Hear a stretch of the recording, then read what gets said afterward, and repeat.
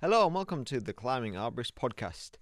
This podcast is brought to you by Jabra. Jabra is a business software that I use to run my own business. Jabra is fantastic. I've been using it for about a year now, and it's really helped me streamline my business, my processes, my schedules, my efficiency of getting quotes out, getting invoices out. I use the app all the time to pretty much do every single quote I get. I can do it while on site so that I don't forget any details. Use the app, email it from the app, customize all my templates, my email templates, my quoting templates, my services that I provide, all that kind of stuff. And then invoicing is just the same. I send an invoice literally as soon as I walk away from the job. Set up custom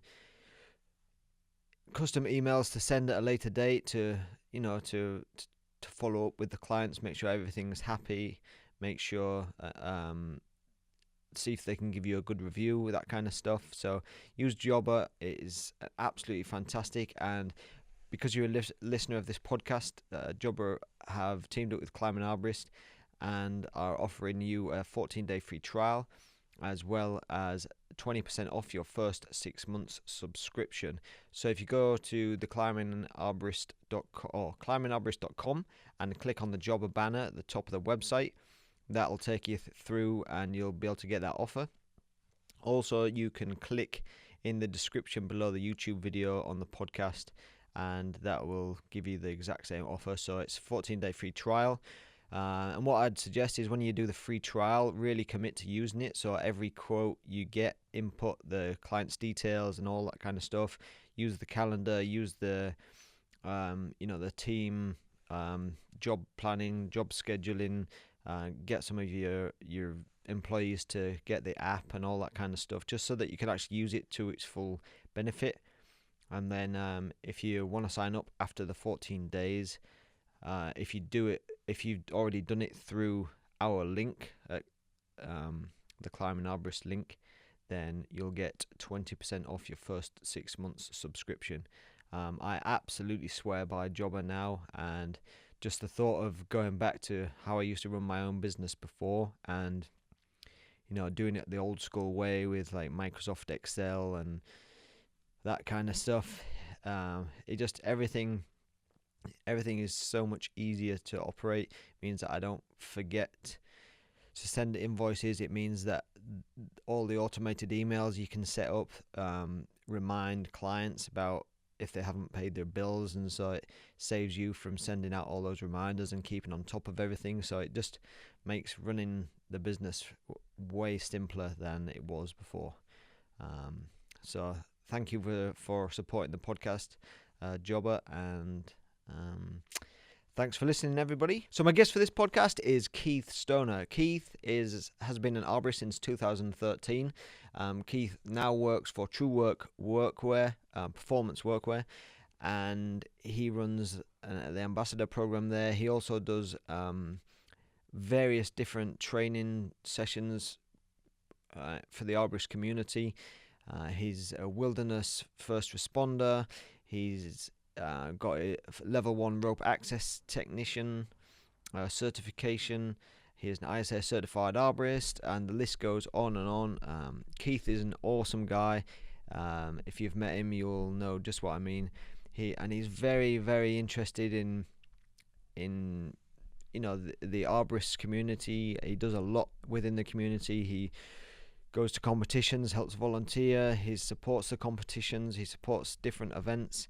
And in this podcast, we talk a lot about promoting positivity within your crew, for each individual person on the crew, the way your outlook.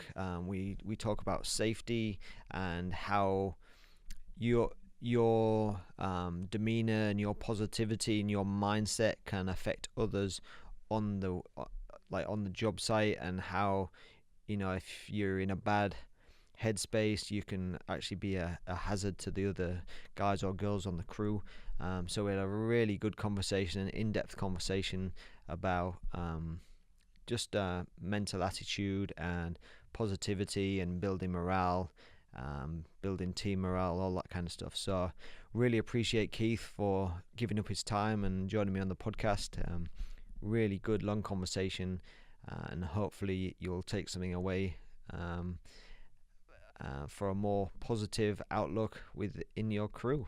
So thank you so much for downloading this podcast or listening on YouTube or wherever you're getting this from. Really appreciate you guys listening. When I say guys, I obviously mean both male and female, not being gender specific there. So thank you very much for everybody listening. Much appreciated. Yeah, joined by Keith Stoner, who now work for TrueWerk. Kind of, would you say a clothing company or just like a workwear company? But you were an arborist before working for these guys. So yeah, just why don't you tell us first of all a bit of a background on yourself and kind of why you're joining me on the podcast, really. And he's joining me from beautiful Boulder, Colorado, while we're all locked down at the moment during COVID-19. So thanks for joining me anyway, Keith. Yeah, absolutely. Thanks for having me. I'm still an arborist and actively still teaching. No worries. But yeah, I'm still teaching right now. Actually, I'm working with the Front Range Community College. It's a local community college, and we're doing our first ever arborist apprenticeship program.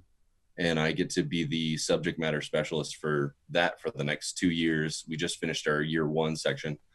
And then doing active trainings with others. And then I'm still out in the field once lockdown ends. We'll hopefully be getting back to competitions, and I'll be back out there in those. But for TrueWerk, we're a performance workwear brand, and we're out to help and support industrial athletes. But my background, let's see, I started out doing, I was like a trails maintenance and building for about two summers going into college. And then I got my Bachelor's of Science at the University of Washington in forestry and an environmental science degree. And then during that time, I was also working as a wildland forest firefighter. So I worked for the Department of Natural Resources for Washington State. And then I did 2 years on a federal hotshot crew, the Baker River Hotshots, and came out of that, did a bunch of kids camps, and found myself one random day in a backyard having jumped onto a crew. And they said, "Hey, do you know how to run a chainsaw?" And I said, "Yeah." And they said, "Do you know how to run a chipper?" I said, "No, but I think I can figure it out." And just saw someone climbing, and that was about 8 years ago. And the fire was lit, and all I wanted to do was learn how to be an awesome climber. And actually, Dan, your videos have been quite implemental and instrumental in my climbing growth. So thank you for those. I always kick people to you for those. But throughout all of that, I was also a first responder. So I got my EMT in, it was probably 12 years ago. I got my EMT, and I've had 3 recerts on my wilderness first responder. And so what we were going to talk about today was stress injuries, as well as effective communication, kind of self-awareness in terms of how to work as a team in high stress environments and where there's a lot of hazards to be mitigated, and how to maintain effective communication throughout, or when an incident within an incident happens, and how to show up as your fullest self was kind of where we were going with the topic of this one today. Yeah, an awesome topic, and one that I feel very passionate about, and I think it's like the longer you're in the industry and the more experiences you have, and the more things you see go wrong, the more people that you work with, and you see different personality types and how different people carry themselves on a job site, and how maybe even not even the the best skilled climbers, you sometimes prefer working with people less skilled because of the way that they plan a job and the way that they, carry themselves on a job site. You just feel safer around them, and you maybe even feel like you get things done just as well because you're more efficient because of like certain people's mentalities. Whereas if you can be like the best groundsman or you can be the best climber, but if you just gung ho about everything and you don't take 10 seconds just to kind of calm yourself down and think clearly, like that's when things can go haywire and you can put other people in dangers and stuff. So yeah, I'll throw it back to you and let you kind of speak on this a little bit and let me know if anything really stands out where you've had certain experiences that maybe even brought this topic up of interest to you. Yeah, absolutely. It was kind of a cross melding because I've had, I had two near death kind of incidents within my first year before I even left the ground as a groundsman. And I had switched from like a really high reliability organization of the Baker River Hotshot firefighters over to a tree company and really assumed that my leaders were of the same caliber as to a federal level, like we drop you in by helicopter 3 days alone. So I'd been working with a really high caliber of people, and I expected that kind of cadence to carry across, and it didn't. And it put me in a situation where my situational awareness, my perception of reality didn't match what actually was. I was working with a bunch of people that were gung ho, get them done, and you do what I say, not what I do. And so those are, some telltale red flags that came up for me. And I had been working in TrueWerk for that first year. And one of them was, it was a situation where someone was using an old piece of climbing line to tie a rigging ISC red block to the tree for a redirect to pull over a tree with a winch. And they wanted me to operate the winch within the bite. And just the hairs on the back of my neck stood up. Like there was just this like gut tummy feeling like something's not right. And they were felling this tree and telling me to tighten up the winch. And it was a crew that I hadn't worked for. I got sent out by the truck saying they needed an extra worker. So there's a whole bunch of little red flags happening where it wasn't just one thing goes, okay, and then the rope snapped. Like I could have gotten myself out of that situation. I could have set boundaries. I could have said, this isn't right. If you think this is right, maybe we should stop and rethink this. Or, but I didn't question it. And sure enough, I winched hard enough for that block to break off that old piece of climb line. And it went screaming past my face, probably another 20 feet past me, and the tree was 40 feet away. And I just remember being like, wow, you just listened to what everybody said and put yourself in that situation. And so those are just like, everybody's got those stories where they were like, I was lucky. How much you learn depends on how much you capitalize on the adversity that you face. So like, that was a huge lesson. If I didn't learn something from that lesson, it's bound to happen again. Yeah. But, so how long had you been in tree work at that point, and how long had you worked for that company at that point? About 3 months. Right. Both. That was my first company, first like, oh wow, we can do amazing things with ropes, and these guys seem to know what's up. Yeah. So just following that lead, and not having, they know what they're doing. They presumably. So as a new person, 3 months into the industry, because obviously you're a lot more experienced now, and so you have, you would probably tell that self of that 3 months into the industry self how to handle that situation now. But how did you handle it then? And did you talk with the crew about what had happened, and did you highlight it and said, look, that was crazy? Or did you just like realize it was a close call and learn from it yourself, but not really like share those concerns with other people? Like how did you handle it? Yeah, without throwing anyone under the rug, like I was kind of told, hey, don't mention this. And so I took it away as my own learning lesson. And when I moved on, I learned really heavily. Like, and I shared it with other people a lot. But within the company, it was kind of like this, the group knew that they learned this lesson, wasn't really talked about and communicated. And then it wasn't really brought up at the safety meetings. And I was so new that I was just like, hey. So again, I'm gonna say that I'm really learned how to set boundaries by having my boundaries pushed really hard. So now when something comes up like that, you go, no, I'm like, I was the idiot in the triangle of death. Like, why don't I raise my hand and say, hey, I'm the one that was there. Yeah, there was a bunch of other things. But instead of pointing fingers, when we do after action reviews, and what we had done in forest firefighting is, what was planned, what actually happened, why did it happen? And when you discuss why did it happen, you say what happened, not who did it, because we're not trying to play the blame game. We're trying to figure out people's process. You always question people's process over um, their action. You don't want to question their action. You want to question the action of what was done.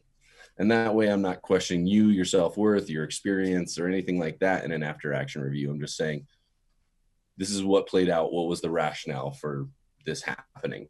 And that way we can fix our process.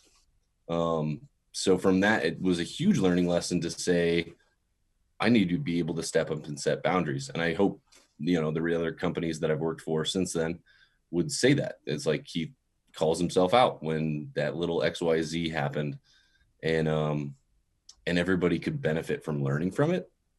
Huge. That's the sharing opportunity that the drip line offers. If you guys don't follow the dripline.net, I love hearing all of the stories and trying to figure out why these things happened and what were the events leading up to the accident. Did that person not have enough rest? What was going on? Was there, heat stroke involved? Was there, there was many other little links in the chain that led to an event before the event happened. And do you have any experiences where you could have maybe seen with a little red flag or two that an incident was coming? Um, you'll have to ask me that question again later on in the conversation. I'll have a little Yep. think because yeah, I mean, I've been in tree work now. I think I always say like around like 17, 18 years, but I'm sure I've been saying that for the last few years, so it might be more.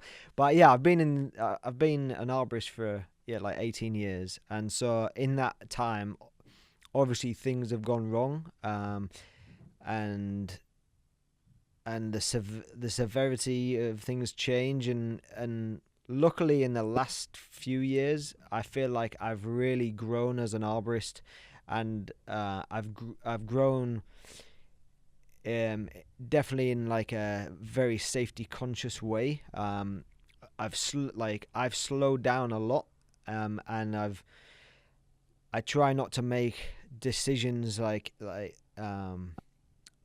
just like instinctive kind of, because some things just happen. So I try not to just react straight away and make a decision in a split second. I try and process it a little bit, and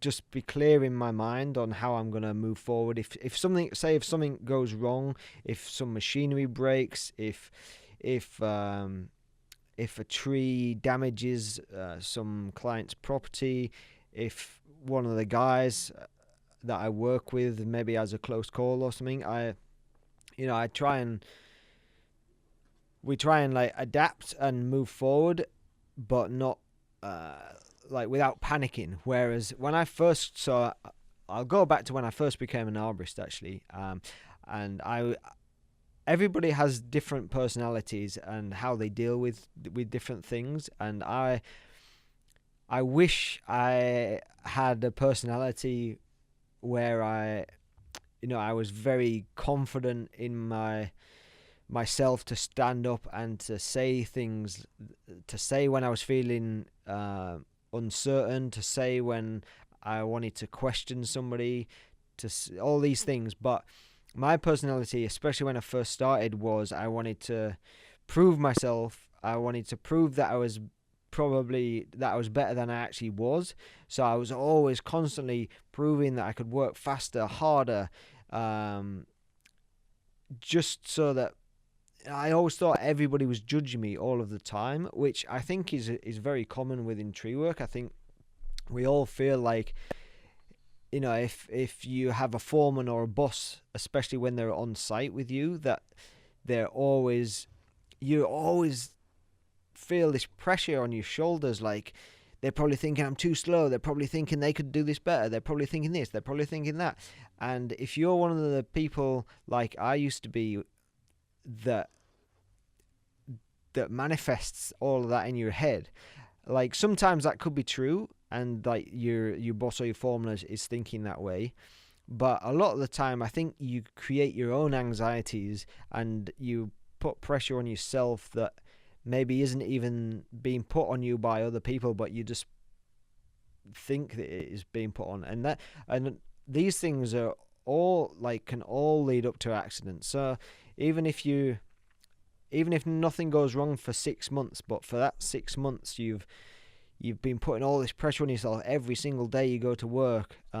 Maybe like you have the odd easy day, so the pressure's not as high there, but every single day you're going to work, inevitably at some point a job is gonna be maybe a bit too low. So the pressure that you put on yourself, like on a normal day, is now heightened because the job's going down the drain, and you realize you're not going to get finished, or you realize you're going to be working until 8 o'clock at night, and so then you try and speed up even more.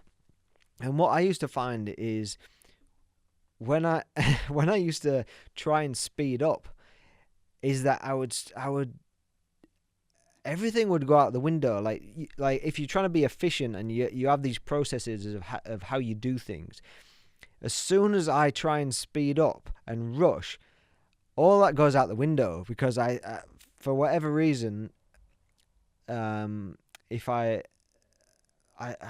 can't even think of an example, but I just start rushing around, and so I'll run to grab a piece of gear that's maybe in the front yard, and then run back again, and then I remember that there was something else I needed, and then run back, and I'm just running constantly. Whereas if that stress of time wasn't placed on me, I would have walked out the front, which would have taken a few seconds more time because I'm walking, not running like a headless chicken.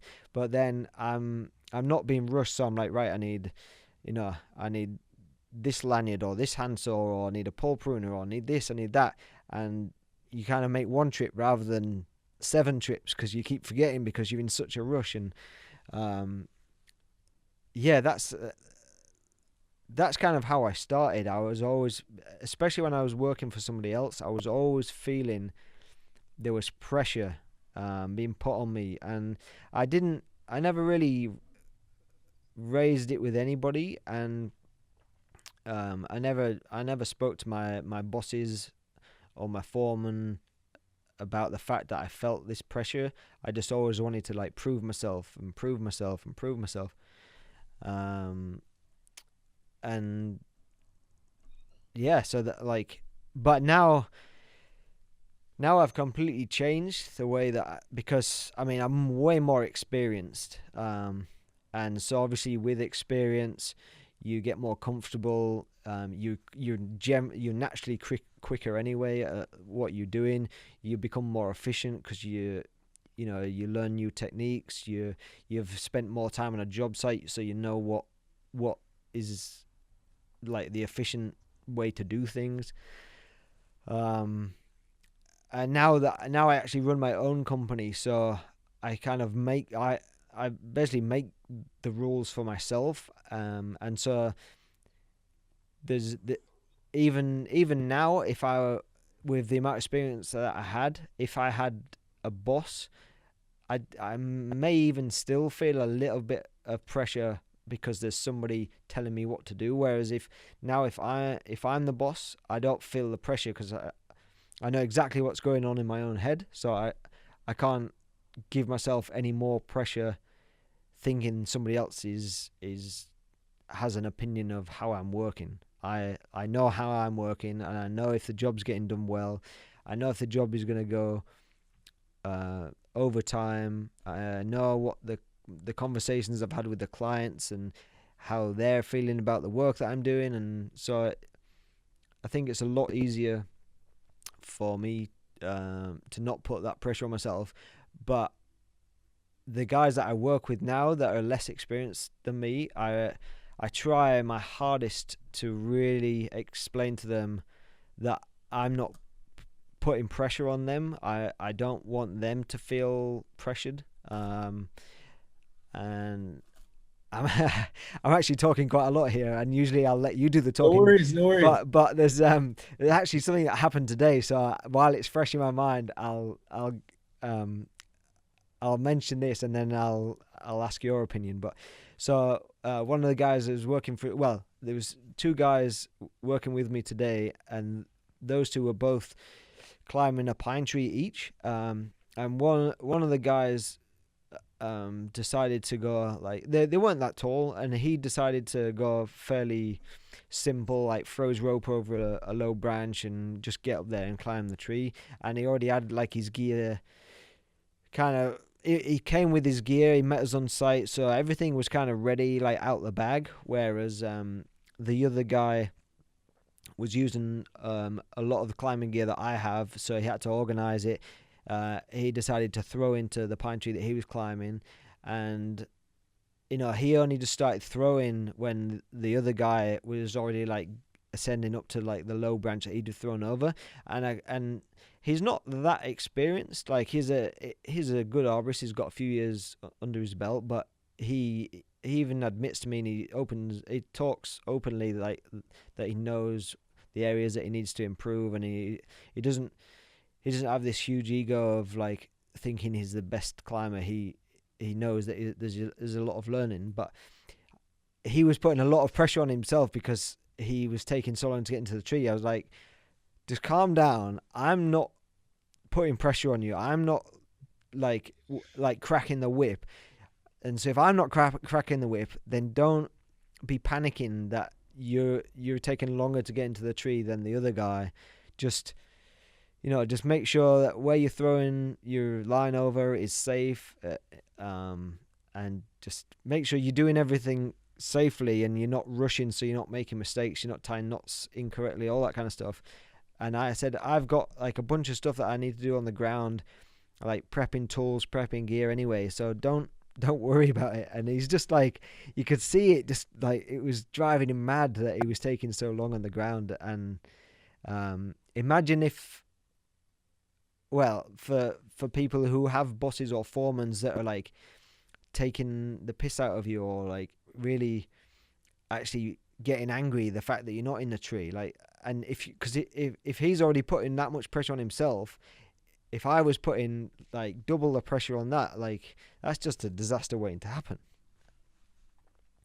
Yeah. I mean, honestly, I had something similar happen in, I think, October, and we were doing a training for, it was both arborists and firefighters.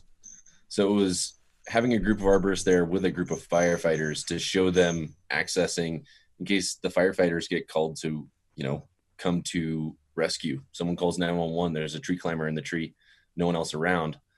And so I was demoing throwballing to them, and we started a live scenario. And so the clock was running on how long it would take for me to throw ball into the tree, get there, plan a block for them to do a lift on the subject, and then lower. And I missed like 2-3 times, like, just like, I'm under time now, and I'm supposed to be the instructor, and I know how to do that. and one of the co-instructors, this was for rope art, with Andy Haram. He's a good dude. And they were just like, hey, breathe. And I was like, oh, and I just hit my shot as soon as I like stop and breathe. But it's that stress level that you implant upon yourself doesn't go away. It happens at different levels, and we learn how to level up in that stress. What could be really big stress for that ground person that's saying, I haven't been, like raking good enough. And they've got that. It's like, let that go. Like try to perfect it as if it was an art you wanted to master.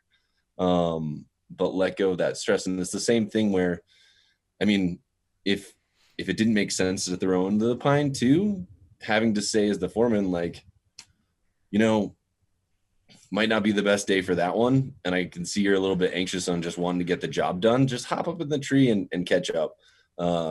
Throw a monkey's fist and get up there and get after it. We'll get some throw ball practice in next time, but not dismissing that person wanted to. You can't take that away from them. You can't. It wouldn't have done any good for you to throw ball dart in there for him, got that set up for you. Then he feels, disempowered in terms of someone had to set my line for me. Now I really got a double makeup like that. That's doing something for someone in that aspect wouldn't be great. So yeah, really encouraging and saying like, I see you, don't worry about it. Slow is smooth, smooth is fast. Just enjoy the climb. And I think the way that you were talking about how you gained experience over those 17 to 20 years now, I wanted to ask like how a level of happiness on the job site affects people's engagement, being present, being able to drop outside stresses, because that's a huge thing that when people come in and they've had a car stolen or they're moving houses or they just had a partner breakup, creating a fun and happy environment for these people to like show up at as your employees. Have you found on the days where you're having fun that there's way less of a worry about an accident happening because you're also engaged? Yeah, I try and make the jobs as fun as like is possible within like my own control. So there's often times where we'll do, say if we're doing like a removal, and if there's a way that I feel like it could be done more efficiently without excessive use of like energy and like manpower and labor and all that kind of stuff, and generally that will make the job more fun because so a lot of the time if we talk like maybe we're talking about setting up like a speed line or like a controlled slide line, to rig down branches to get them from point A to point B, to save a lot of manpower to drag the branches. And I've done a couple of jobs where I'm pretty sure that it wasn't actually any quicker. It wasn't any slower, but it wasn't any quicker. But the job was just way more fun because I did a one job. I actually made a video out of it. There was just myself and another guy on the job, Mark, and the video is like speed lining over a house, and it was this huge mature western red cedar tree, and so we speed lined all the branches over the house, and because he was like my only ground guy for the day, he hadn't done any chipping all day. So when I got down out of the tree and I saw the pile of branches in the driveway, it just showed how many branches we had saved him from dragging all the way around the side of the house and out the front because of the way that we'd done everything. Because he hadn't chipped anything all day, like it was like the perfect kind of like look what we've moved, and look what you could have had to drag all the way around, and now you didn't. And so even if the job wasn't done any quicker, he was like, we were both loving it. Like we were chatting on the intercom all day long. He didn't even break a sweat. He was enjoying it because it was like a cool, like rigging system. And it just made the job like really fun. Whereas if that same job had been done without that rigging system and I'd have just been rattling the branches off, like it would have been so easy for me. But for starters, I would have like felt bad all day because he'd have been absolutely buried in branches. He would have just not been enjoying it, and then like I would have left that job that day knowing we were going back the next day, knowing full well he wasn't really wanting to come back again, but knew he had to.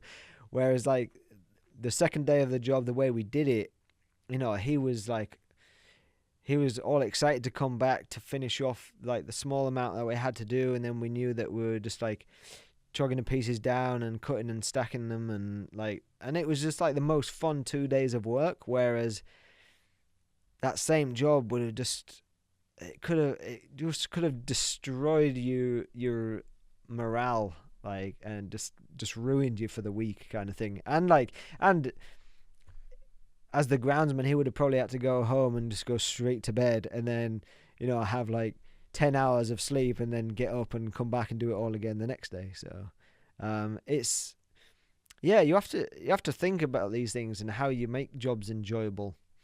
For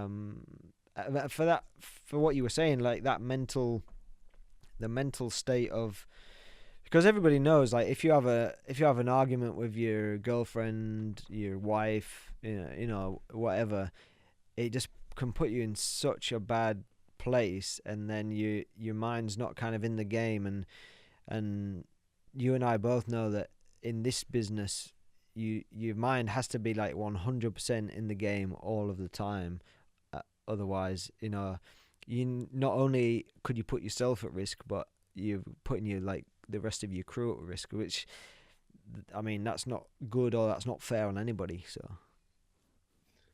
No, I've had a fantastic couple of conversations with different folk about this, and we were talking actually about whether on larger companies, when they have static crews, so the same crews go out with the same trucks every day, or you rotate crews and you have different people working together.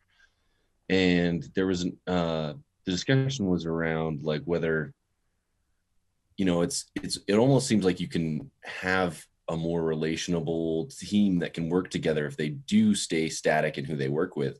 Because so say I came to work today and I had something big, XYZ, this thing's happening, I'm getting evicted, or my car got stolen, which I have gotten my car gotten stolen and still had to show up to work. And being able to say that, and then say, like, this is that person that I regularly see, and then they say, hey, do you want to talk about that? Like, he's like, no, I know we got to get through the day, we've got a very serious big job today.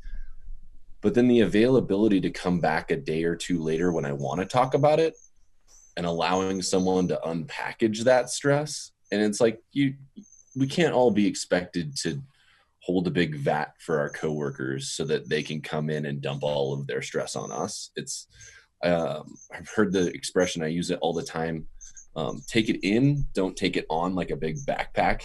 When someone else just like says, hey, this is what's happening to me, when that comes up, saying, I don't want you to hold this for me, I just need you to realize this is what's happening for me. I'm going to drop it after this. We're going to go get to work. But yeah, I might need to even just know that that's in the backwaters. And it gives that person the availability to even be a guardian angel for you, for watching out. And that actually happened with a student of mine just recently in the class I taught last month at the Front Range Community College. I asked that same question to the whole group when we did a job hazard analysis for our climb. And we did a full tree inspection, and then we were stretching and talking about, like, I asked, has anybody had anything super exciting or super traumatic happen to them recently? Highs and lows. And one person had just gotten a new truck. Another person had just gotten their truck broken into with all their climbing gear stolen.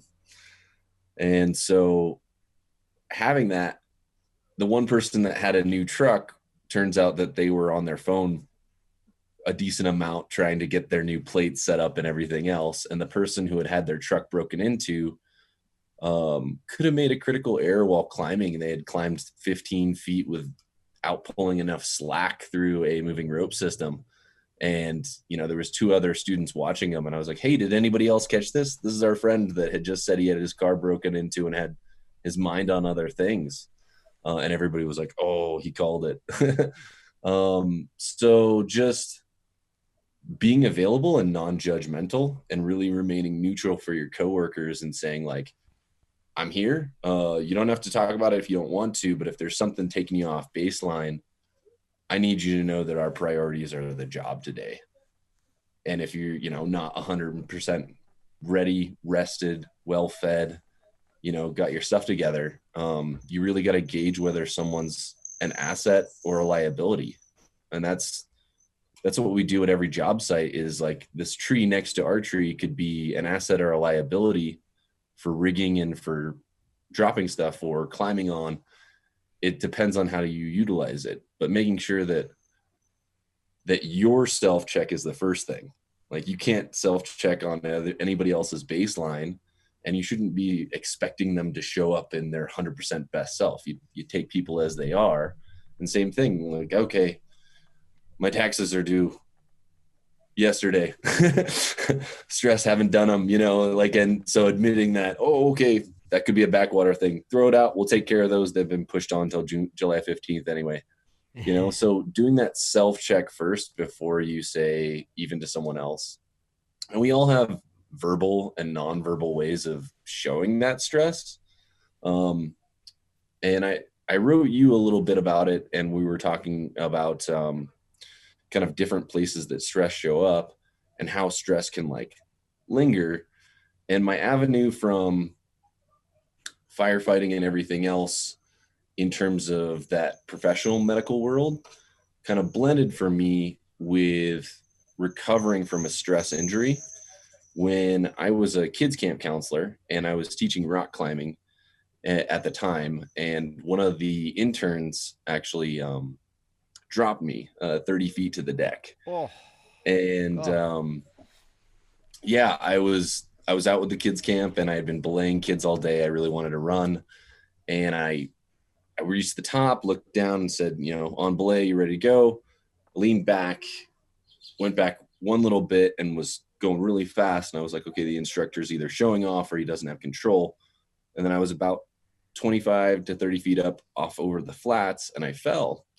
And I could only remember, don't land on your feet, because I had a bad knee and didn't want to blow out my knee. And I luckily didn't break any bones, but yeah, the kind of that falling still sticks with me as kind of, normally people would call that like a post-traumatic stress syndrome, where you don't want to go back to height, or you don't want to be on rope, or what that is. And mainly I'm not a huge fan of being belayed. I love tree climbing because we're on our own belays. So I found my own control and my own sense of safety in that. But really knowing that happens from different things for different people, and they have different reactions from them, and really studying it led me to a podcast by Laura McGladrey. She's a doctor here in Colorado and works with Knowles and works with their outdoor medical. And she's created something she calls psychological first aid. And it's looking at after accidents, when people have been through something stressful, how to reintegrate them to that activity again, or at least to the community again, around rock climbing specifically. But I think it's something that could be really transferred to the tree climbing community. We have so many stories of close calls that we could share. Yeah. We have such a network of experience to learn from in trying to help people overcome that, or whatever it is, being able to uncouple stress from the outside world so that you can be isolated in, I'm in tree time now, how to separate out the stress of something else outside your life so that you can go in and get into the flow state where you're having a happy, awesome day with Dan Holiday and doing speedline controlled rigging over a house. And it's the best thing you've ever worked towards. So it's like, how do you go from having an extreme stress response to back and thriving and happy and in communication? So studying that has been really fun. Yeah. Well, Yeah. yeah, I want to raise a question on this topic, because so you've obviously worked for you've worked in the tree service sector. You've worked for um the did you say the fire department, or like or It's wildland firefighting. wildland So the fire? wildland firefighting, but I was a medic on the team, not true paramedic, but the EMT for the team Yeah. for the second 2 years of that. So then, so obviously, like there's two completely separate types of business, like the tree service sector. I mean, obviously you've got your private tree companies, and then you've got municipal companies, and they're gonna be managed, I would imagine, very differently. I've never worked for like a municipality, or when, especially when the employees are like on like unionized or anything. But because I don't know if it's because of the tight profit margins in tree work, and like the fierce competition with like unqualified, uninsured, uneducated kind of people doing tree work, or well, yeah, just with a chainsaw and knocking on doors and saying they'll take your tree down or whatever. So is it because there's tight profit margins in comparison to maybe the wildland firefighting, where it's like funded, or where municipal workers, where they've been dished out a budget by the municipality, and then different companies as well, like larger companies, like say the company you work for, TrueWerk. They're a completely separate company again that would manage things differently, and if accidents happen, how they would deal with talking about it, and I just feel, being in the tree service sector for so long, and I've seen it over and over again, that it's like you have an accident at work and you talk about it with the guys that are on the crew at the time, but a lot of the time you don't want to mention it to the boss of the company, because you don't want them to know that something went wrong, especially if you got away with it. You you just rather like brush it under the carpet and like carry on to the next day. Whereas this is it's the only way that we're really gonna learn, and especially like the management of the company is going to understand what's going on a day-to-day basis. And if accidents are happening quite often but they're never hearing about it, then they're not going to make any changes, either with themselves, their management style, the equipment that you've got, the crew that you've got. um, there's you can point the finger of blame only a certain extent at the management of the company if they're never being told what's going on, and if they don't encourage that environment of like, right, let's get here one day a week in the like we'll have a morning meeting and then we share close calls from last week or something. And I've only ever been a part of one company that did that, and that, and it was great to see, but still, you hear of things that have gone wrong that never got brought up in those meetings, because it then boils down to the type of person that's willing to actually step up and say, look, I did something really stupid today, or something that I did caused a close call. Whereas like other people maybe are a bit embarrassed, or they don't want people knowing that they made a mistake at work. So how then do you think people change, or company leaders change the way that they do things? Like, because I don't think that it's solely down to like the employees, the staff. I think it's got to be a whole environment that we talk about everything together, and how do you even like create that culture in the first place? Yeah, that's a massive question. And from the standpoint of, I mean, I have my own personal opinions about, like, if we look at industries that have had way lower injuries and accidents, I mean, I would look immediately to rope access, right?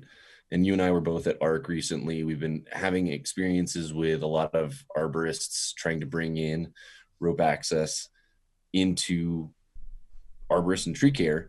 There's some, I mean, where the rubber meets the road is really interesting, and I'm not an expert on it, so I'm not going to really like go diving into how to keep those climbers safe. But what I would say is that it's people are trying to address, how do we have teeth to some organization that can cut out people that are untrained? Because there is levels where, if we look at over in Europe, they've got so much certifications that you need to have to pass tests to be a certified tree worker in certain countries, that it keeps the level high. There's barriers to entry. At least in the United States, there's not a lot of barriers to entry. And so really keeping on that note, it's like, how do we take control of our own industry? How do we set our standards? How do we help the people that are making good decisions for the industry look at ways to keep us safe versus being, I don't know. I don't want to dive too far into that one, because that's, you could do a whole podcast on where the arborist industry is headed. And I'm sure there's a lot of other people that have stronger feelings than I. I'm one of those people too, that as a climber, I like to climb with multiple systems, not because it makes me any faster sometimes, but because I feel safer. And therefore, when I feel safer, I climb more efficiently. And that's not to say it's incredibly fast. It's just I use my body better. I'm less likely to hurt myself. I have more energy at the end of the day if I'm depending on my systems. So if I were to look at the industry as a whole, I would say it starts with every individual that wants to take part in being that positive change in communication, that wants to show up ready to work, well rested, well fed. They're going to bring the attitude of, I'm going to keep climbing this ladder. I want to either own my own company, or I want to be a consulting arborist, or I want to really be the PhD wizard. And they've got a 5 to 10 year, like, okay, I want to hit a bunch of boxes along the way, but this is how I want to increase my knowledge. These are the people I want to surround myself with. And these are the companies I want to associate with. And having that positive bonfire is how we bring it out from an individual level to say, those are the people I want to continue to work with. Like, and you'll find those people that have that of like, nobody's free of the drama of life. But the people that don't wear it on their chest and say like, yeah, I'm super awesome, but I have all this stuff and I've got this baggage, will you please hire me? People that show up and they just say, I'm here to work, I left my stuff at the front door, but I do have my climbing gear. Like, those are the people that we want to keep encouraging and saying, hey. And then we have the community outside of that too, where we can take care of each other and step back from who we are as climbers, or saying that someone's self-worth is associated to their climbing ability, which is nonsense. I love the tree community. Like, really, when people are engaged and love trees and it shows, those are the people that keep the fire of the community going and saying, I want to work with positive people and people that make me feel great and share the love of trees too. That's really where we got to focus on, I think. I don't know if that's directly answered your question. Yeah, it really, like, do you know what? It really makes a huge difference to the mentality and the positivity of people that you work with. And like, I'll keep going back to it because it's my own experience. But running my own company now, because it's a small company, and because I'm lucky enough to know a lot of arborists within the region that I work, and a few that are contractors, means that I can surround myself and run my business working with the people that I really enjoy to work with, that are people that I enjoy to be around, the people that I know are positive, that have the skills to do the job, and it's so important. Whereas obviously the bigger the company gets, and if you just become a number, it's easy then for the company just to hire people that just want a paycheck, that want to turn up, 7 o'clock in the morning and leave in the afternoon, and don't care, one way or the other about trees. They literally they've no ambition to to progress their career, and it's tough because then you feel like I'm not being stimulated by working with these people. I'm not growing my career. Like, my career is not developing because I'm working with these people, because they don't really care. They don't want to learn about trees. They don't want to learn about safety. But as a company, sometimes you need staff to fill a void and to get a job done, and yeah, so I'm fortunate enough that I can kind of pick and choose who I work with, but it's hard. Like, do you then maybe take it on your own shoulders and try and like instill positivity even into people that you can tell aren't that interested? And maybe some people you can kind of make them do like a 180 switch, and they do enjoy it. Or maybe you can just start teaching them things, and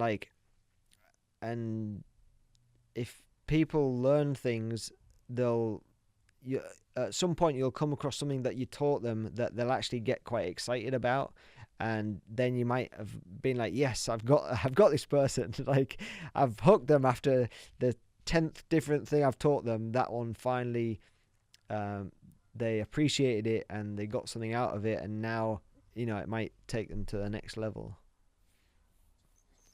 Yeah, I mean, I would say people continually do this for me. I always like to see everybody as a teacher, and like I can think of a number of people throughout my tree climbing career that I felt trapped. Like, I'm not going anywhere fast enough, like I'm not in with the right people. But what really makes it sometimes is those crews, even having a personal level connection day to day of, it's you three, a truck against the world. Sometimes is how it feels. But you still even build camaraderie within that truck, and you say, yeah, none of us is moving anywhere for today, but let's go have a good time with it. And those are those little days that you get through, and sometimes in the worst of weather, and you come home soaking wet and you just feel like you haven't gained any ground. Having that backwater project where, if you're talking to the company and you're saying, hey, this is a training, you've got to have goals for yourself. You want to look into what the ISA is offering in the region, or TCIA, or some other group, see what sparks you, and then try to get them to go 50-50 on a training with you, and say, hey, and then I'll come back and offer XYZ for you if you do that. If that's not there and people aren't wanting to invest in your future, I mean, it's a business relationship. And I feel like too often I've felt like when I'm working for someone that I owe them so much. Oh, I owe them my existence. They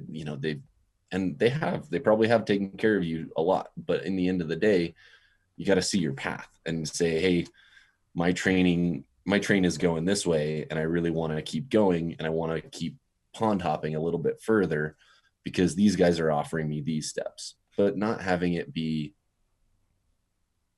such abrupt conversation of, give it your best shot, and keep asking those companies, hey, can I get this training, or can I be sponsored to go do this, or can I volunteer here? You got to put yourself out there as much as possible, so that it's not just the company that you're on.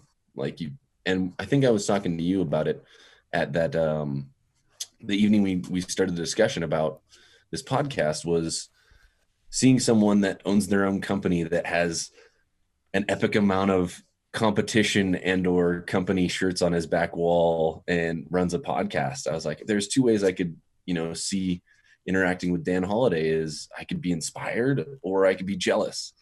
And being inspired to create a melting pot within our arborist community of saying, let's keep breeding positivity. Let's keep working on how to show up as our best self every day. um, it just lit my fire. I was like, that's, I want to work on how to dissolve competition when we're at competition, because everybody loves cheering other people on. Yeah. Like, that's the best thing that you could have in trying to structure, whether it's a big company or a small company, is wanting to see someone other than yourself succeed is awesome. Like, it really gives you like when you want to see someone succeed and then they surprise you in it.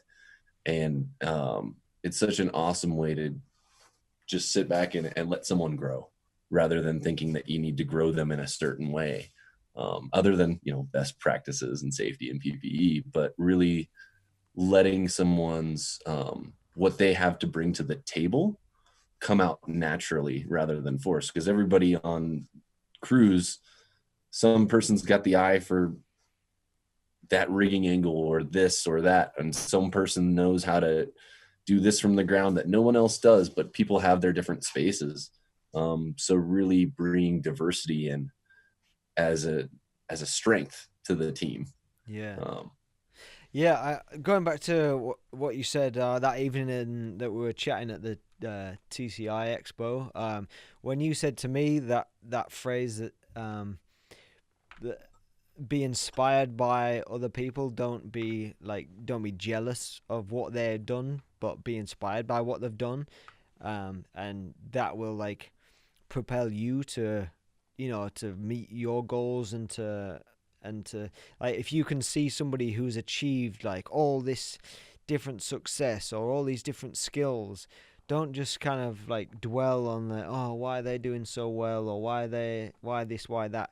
Like use that and like use that to fuel your fire, but not even in like a negative jealousy way, but use it to fuel your fire as an inspiration by that person. Because and this kind of hits a couple of topics. One, like the mental space that it gets us all in, and especially in the world that we live in now with social media, because social media, the majority of things that people post on there are like the best of the best that we're doing. So if one person posts a video about them training for a competition, and they're like doing the ascent training, and they're like really quick,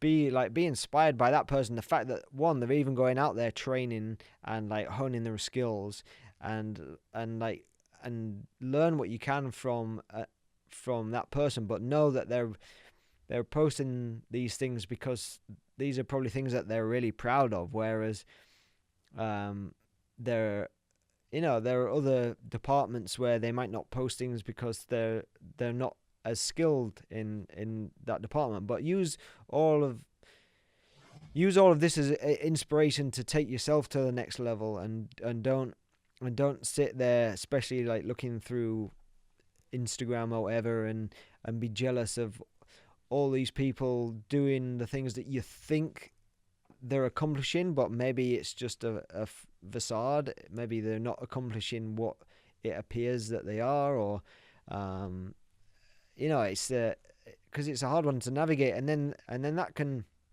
because we were talking about like the mental state that you get yourself into, and the pressures that you put on yourself, like with social media, and because it's probably similar for you being in the tree world. Basically 98% of people that I follow on social media are all tree people. So all I'm seeing all day is like different things that different tree people are doing. And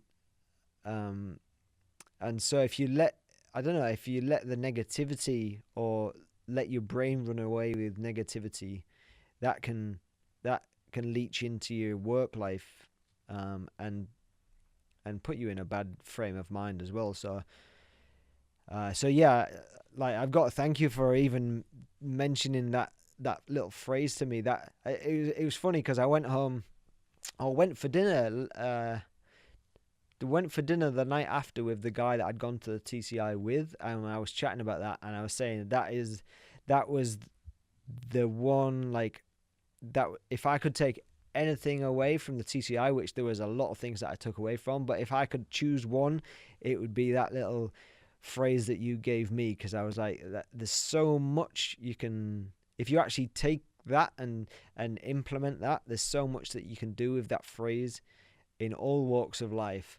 So career, family, friends, like every walk of life, you can be inspired by, your family, your friends, somebody that you bump into in the street, somebody that you see across the park doing something that you might not have even ever spoken to the person, and you might never speak to the person, but their actions can like inspire you.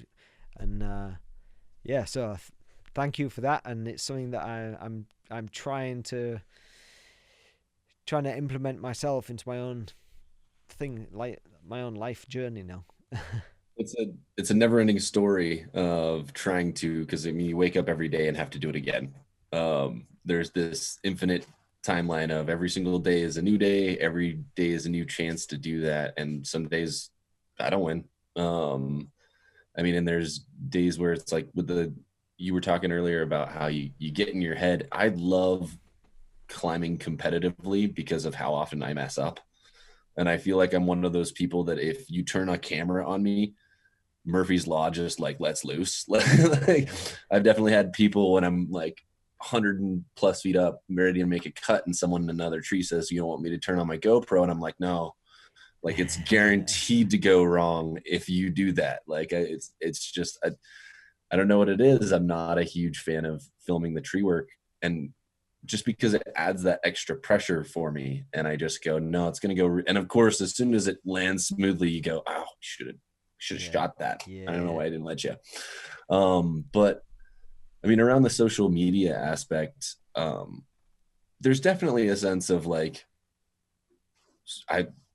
we want to be stoked on each other is what we're doing. Someone's, doing something really cool in a tree, but there's this also, I mean, it shouldn't matter too much. You don't need to get your self-validation from that outside source. If you're using Instagram or Facebook to get those likes, to have enough that you need to keep posting enough, and then it's like an addictive process of getting those dopamine hits of likes or follows or people commenting.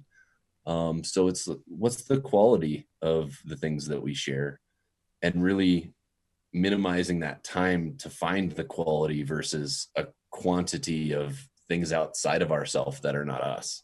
And how we still share, bring forth things that are engaging, exciting, changing, but not being like, and I've totally done it too, is a, hey, look at me, look at this, we're doing a cool thing.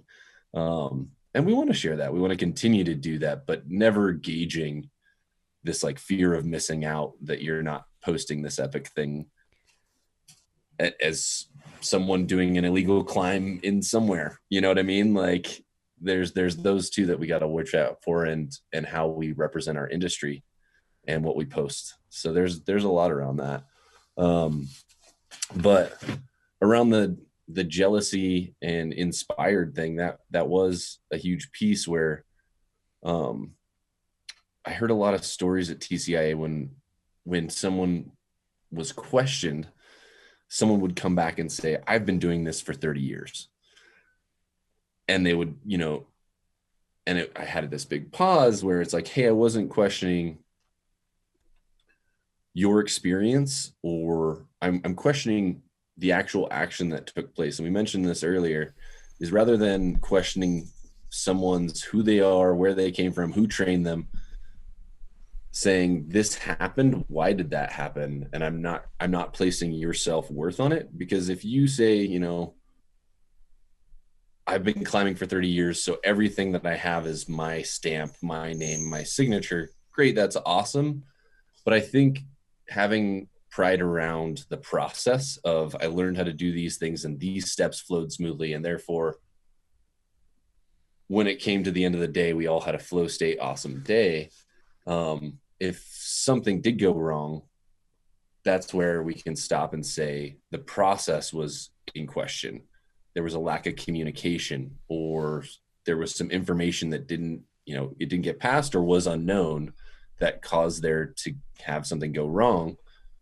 But knowing that we're going to learn from the event rather than put someone to blame or shame um, around it, and saying like, I want to continue to work with people that inspire me to reach towards the positive and focus on my process, focus on, hey, what steps did you take to get your podcast started up? What was your first one? What was that like?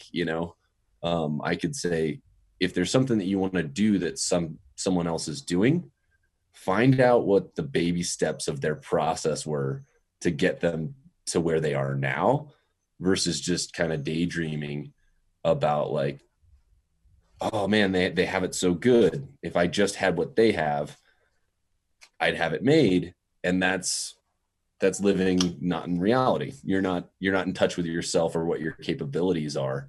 Um, and I would say that that's where you got to just listen and start with the baby steps to be inspired and say, because I'm no more jealous of your successes as I would be as your trials and tribulations. I know that you've had a lot of those too, and to have your life experience in any capacity would be alien to me. And so you just got to say, how can I have, and why do I like what you have?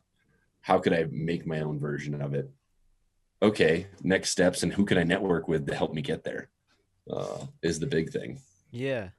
Yeah, because if you say if I mean it's so hard to like say if you are a type of person that does maybe naturally get jealous from first hearing of things, like you're like, oh, I want to do that, I want to do that, and maybe you do start off with that jealousy rather than the inspiration side of things.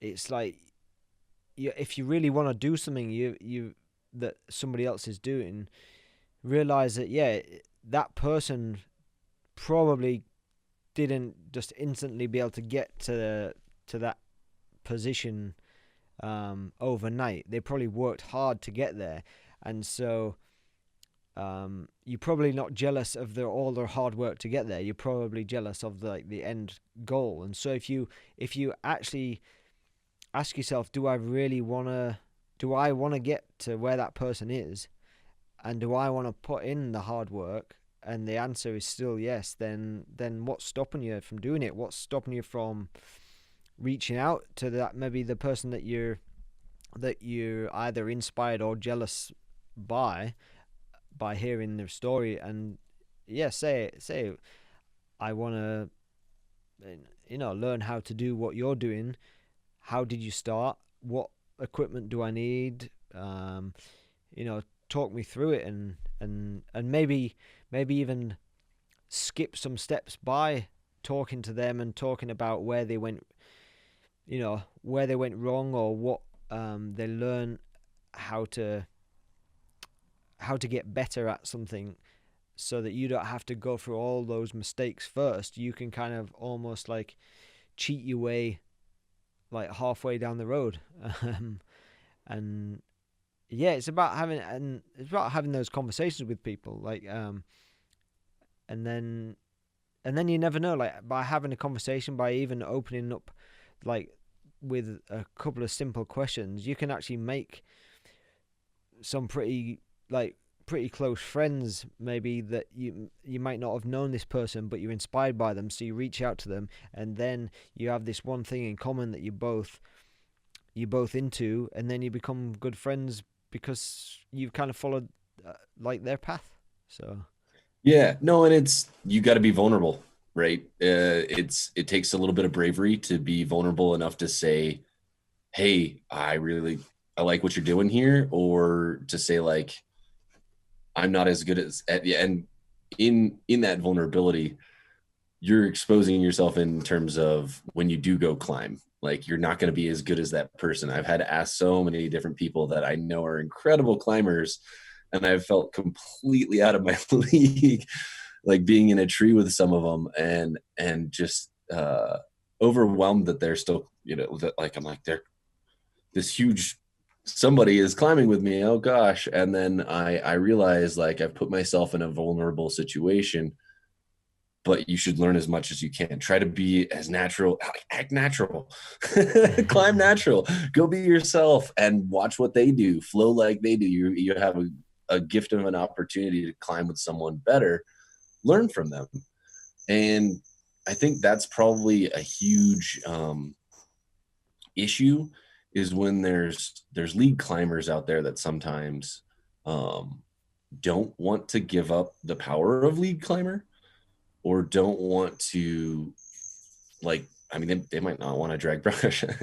We all don't want to drag brush some days for sure, but being able to say, like, if someone wants the opportunity to climb, not slowing down their roadmap, but really taking on that teacher role and viewing teaching them as a teaching opportunity for yourself, because you learn more when you teach, trying to make it fun, trying to encourage someone, set someone up for success rather than failure, so that when someone is in the tree and they're learning how to do something, they're not having that, like you said, oh, the boss is watching me. Am I going fast enough? You've set the cadence of the atmosphere that we're in learning time. I just busted through a bunch of jobs really quick so that we could buy you some time so that you can go slow on this one. And people, I've had different foremans and lead climbers do that for me. Or, sometimes when I was starting out, it was, could I drag brush fast enough to be able to get the opportunity to climb that last tree? And it was, sometimes you had to work twice as hard, but you got to want it. But you also got to be vulnerable enough to say, I want to get there. I want to do that. And then give me the opportunity. And then when the foreman offers too big of an opportunity, that tree's out of your league, that tree is the most dead thing you've ever encountered, and you're saying that's beyond me, being able to set that boundary and say, could you show me how to do it? Like, I don't think I'm to that level yet. If you think it can be done, can you show me how this could be safely done? Let's continue this mentor apprenticeship process. But it starts with being vulnerable and asking, and then having, trying to align yourself with good mentors that want to see you succeed in those goals. Yeah. So one one other like another phrase, another saying. I don't know if it's his phrase or he heard somebody else say it, but Mark, who runs Fids and Fibers, he says, "Be the mentor that you wish you had," and that saying like really resonates with me. And I think it is one of the best sayings, because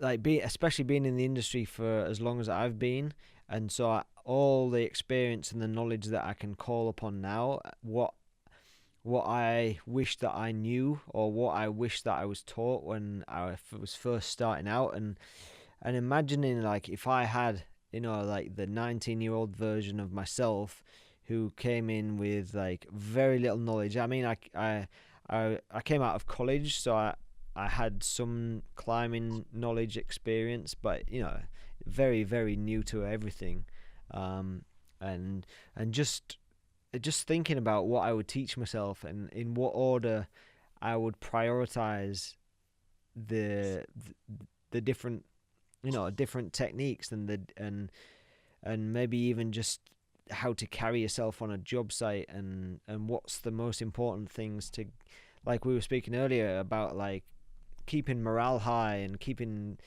good positivity. Like those are a couple of things that aren't like tree skills specific, but they're just like job site skills, and like work day, and personal relationship skills, and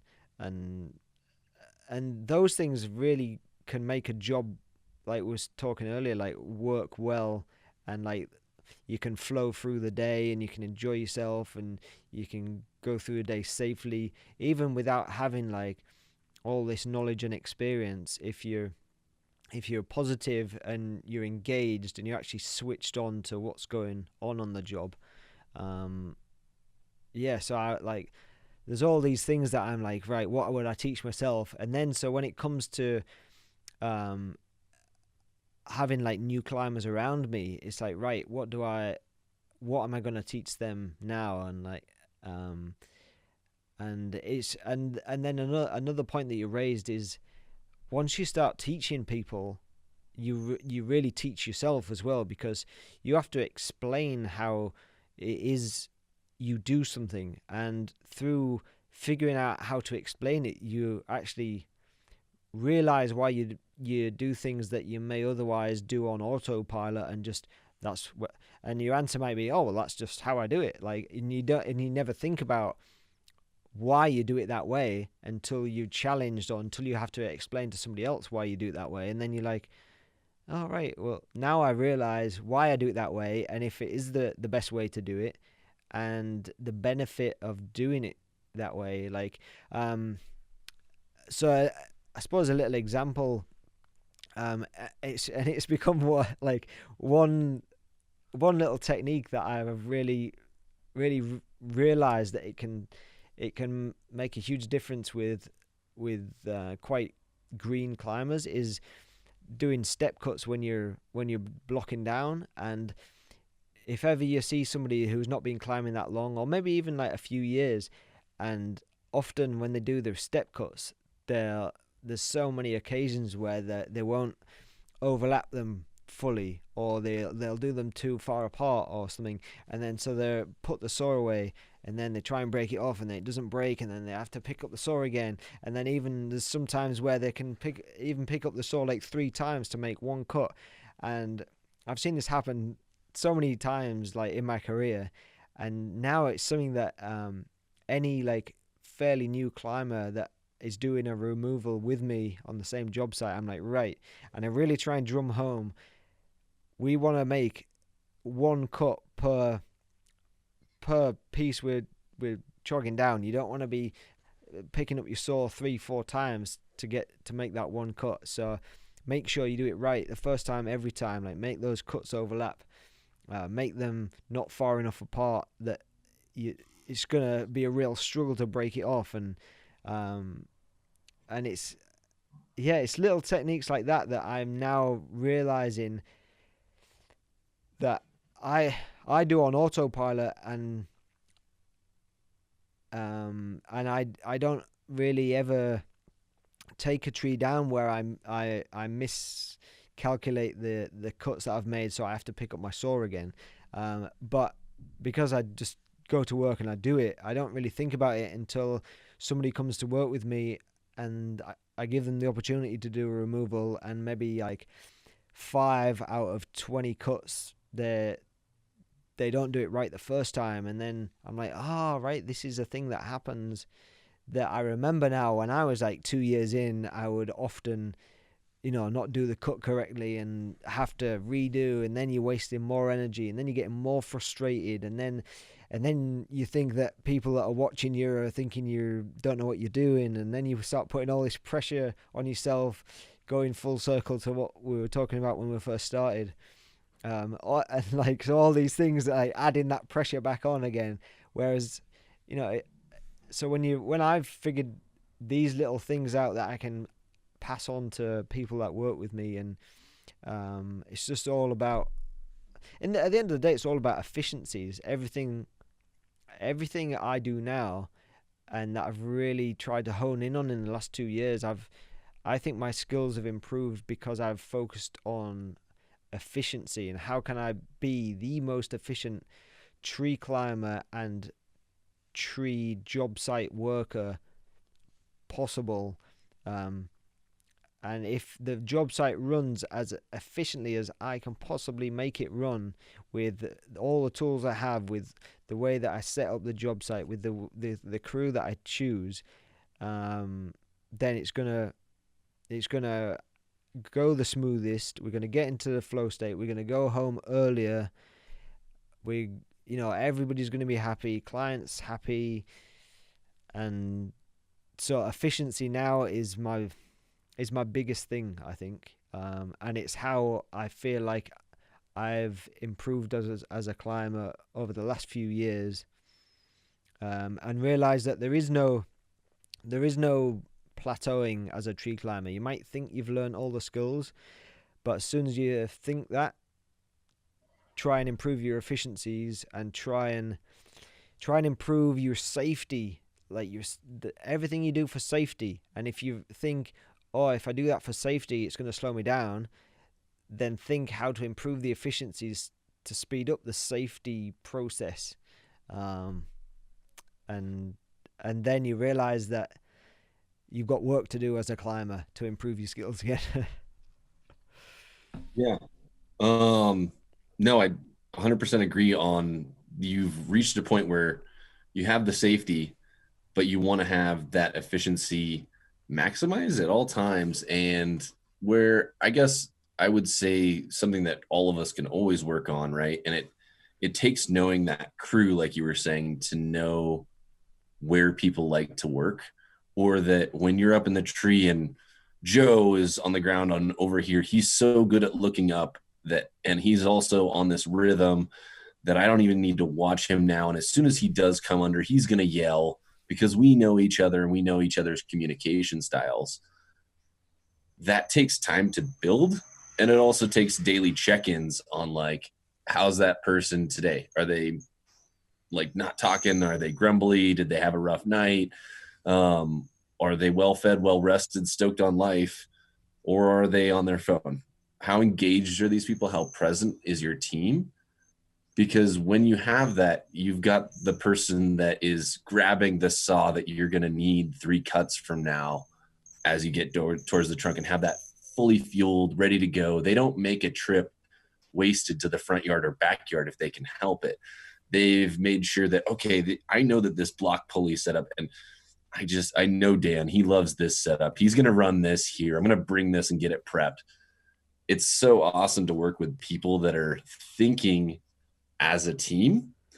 And the way to do that is really just breaking down those barriers or having after action reviews. And I go back to like how you could say at the end of your day, when the guy was having trouble throw balling into the pine, or with the speed lining, whether it's a success or a failure, trying to have some sort of debrief or an after action review in terms of what was planned, what actually happened, why did it happen, and what could we do better next time.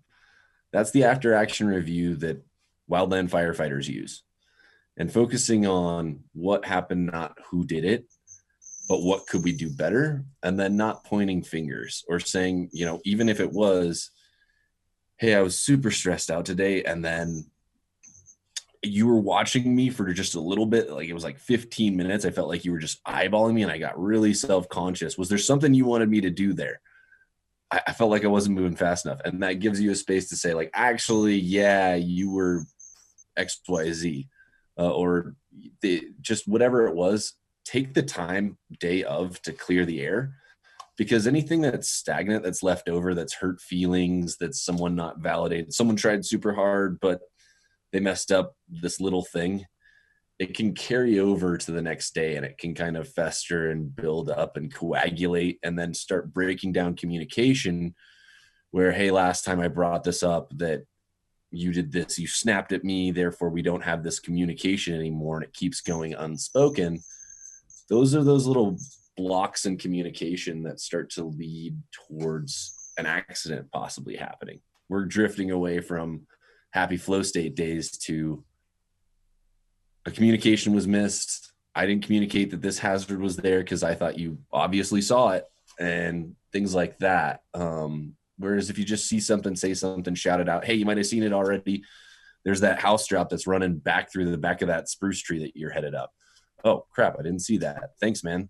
And not seeing it as I had to point out that there was a house drop for that guy in his spruce tree. You're like, just drop the ego. We're all human. Yeah.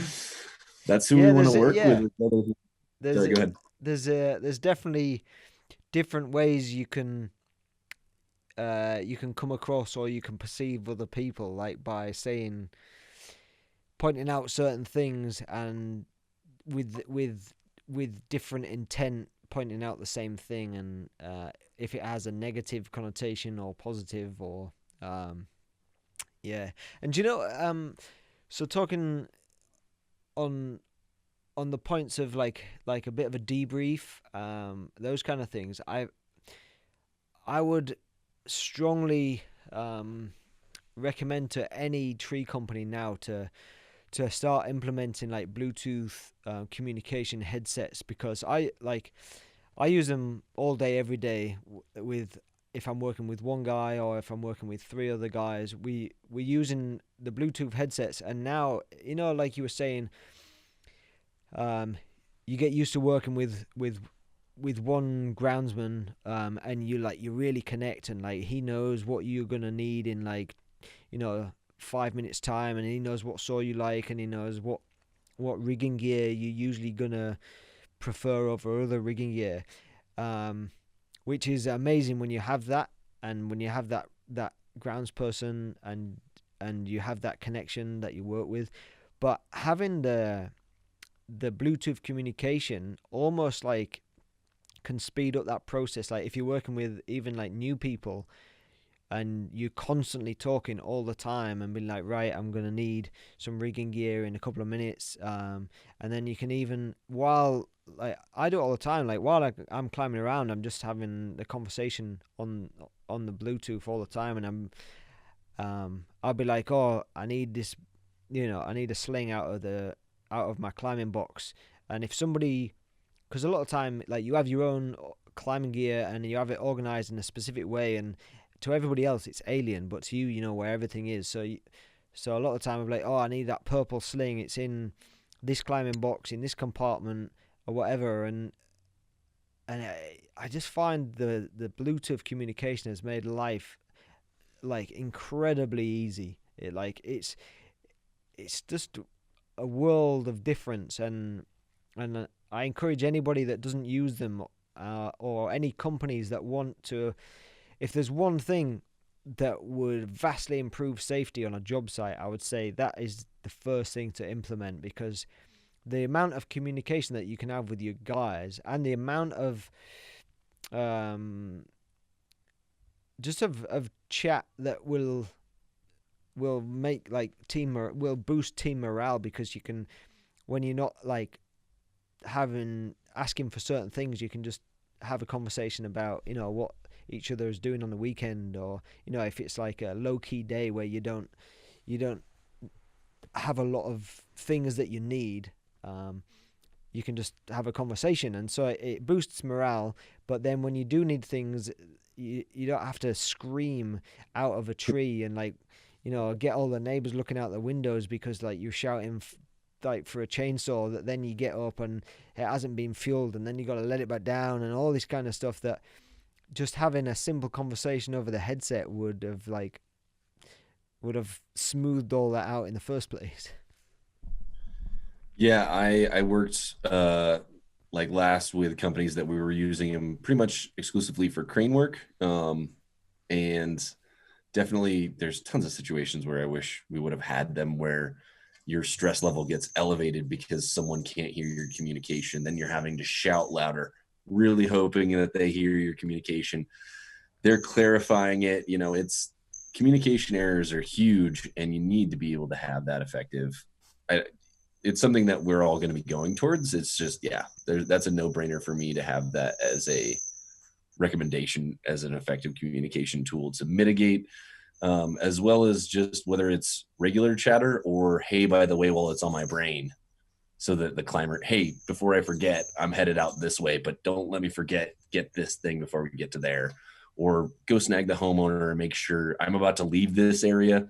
Go grab her, make sure she's happy or he's happy with how this looks, so I don't have to climb back over here. Having that in a way that, like, you could even hand that to the homeowner and say, hey, I'm way up here looking at this, what, that, and this. Just, it makes a world of difference when you're working around highways, everything. Yeah, that's a no-brainer for me. Yeah, and it's such a huge safety factor is having that communication. It's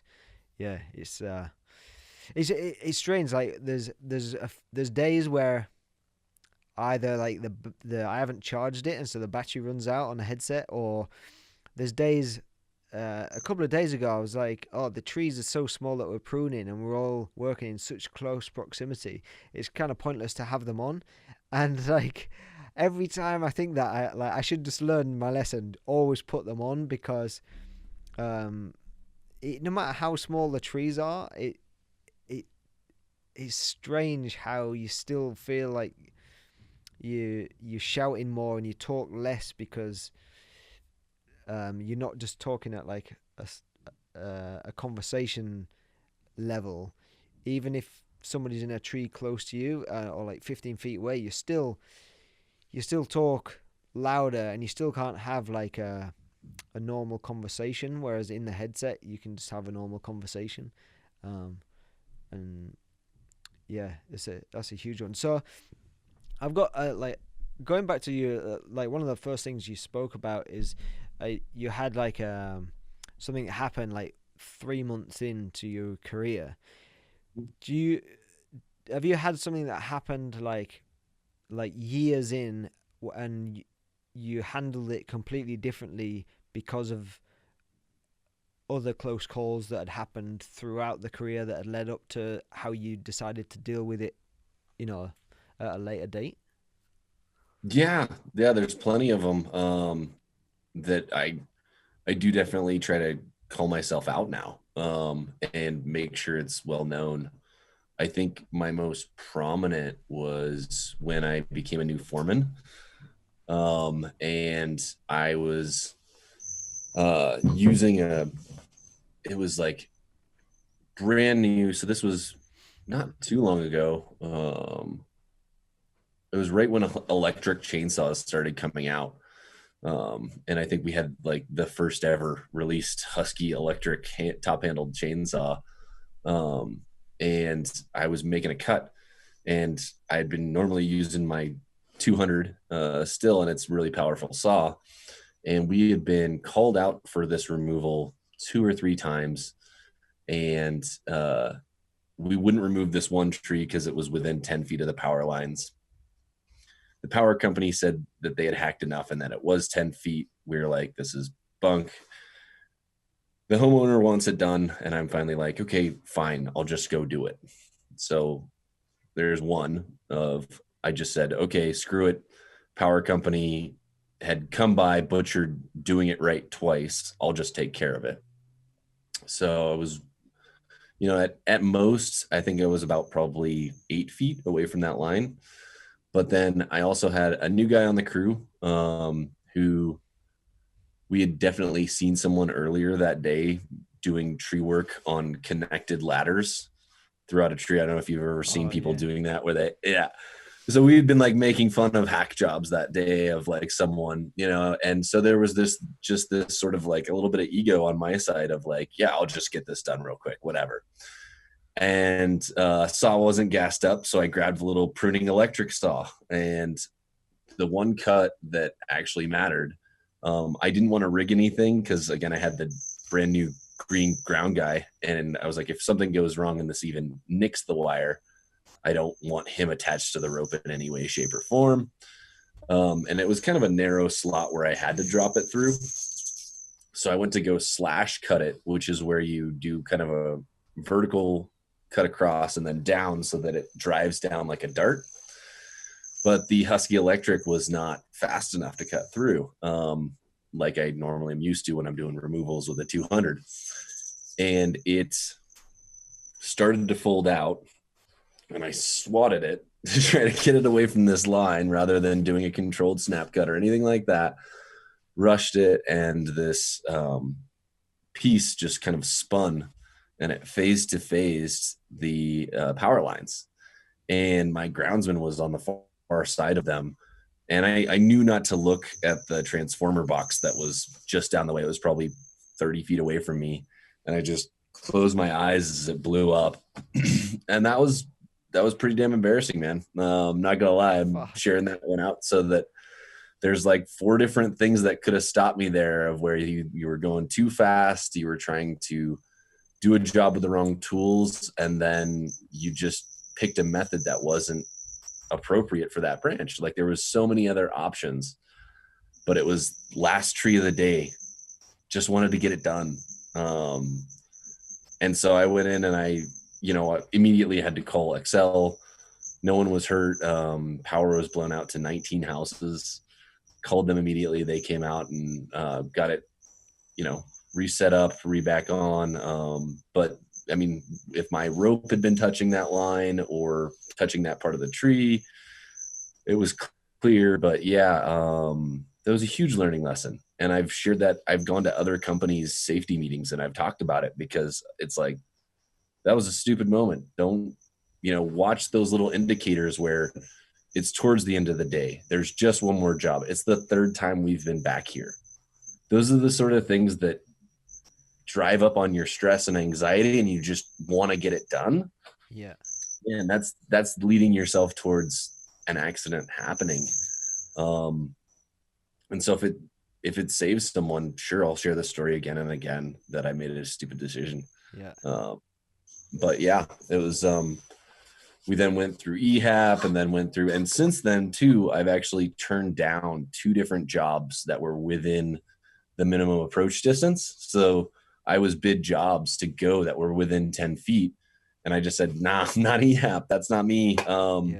Sorry, find someone else. Like we need to either rebid that or call the power company to prune that section of this job.